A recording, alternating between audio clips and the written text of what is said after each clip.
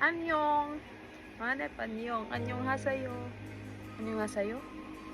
So, kaninang umaga, around 6 a.m., ang message sa akin si Ate Liz.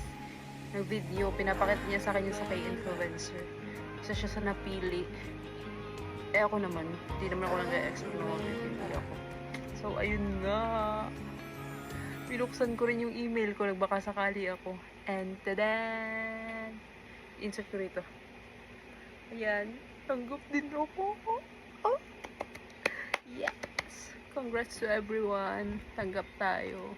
Sana ito na yung maging way para makapunta ko ng Korea.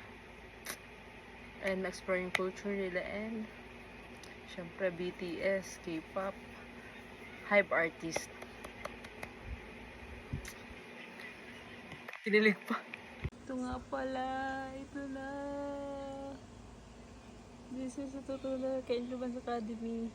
As you have been selected as participant in the K-Influence 2015 program. Congrats! Yes! Baka ito na yung chance ko para makita sila. Eme!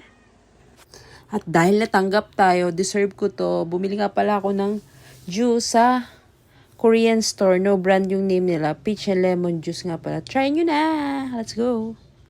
Tapos ito. Pag uwi ko ulit ng bahay, kanina bago umalis, nakita ko yung result. Masaya ko, di ko lang na ano yung na video or something.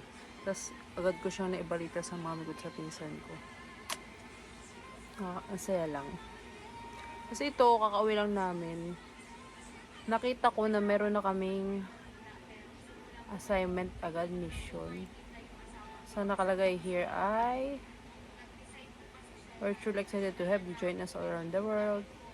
Every one of you is an ambassador of Korean culture. Tapos ang aming mission ay assignment namin is ito nga, i-upload ko sa reels or sa video. Tapos syempre goals natin is makapag-video ng mga information na mahalaga at saka masaya. Mga video, more on Korean culture, K-pop, K-drama, K-foods, and K-beauty. So, nag-use naman ako ng K-beauty products. Hindi lang halata ngayon kasi stress ako sa buhay. Kaya, medyo ganun siya. Siyempre, I'm looking forward na matapos ko tong mission na to.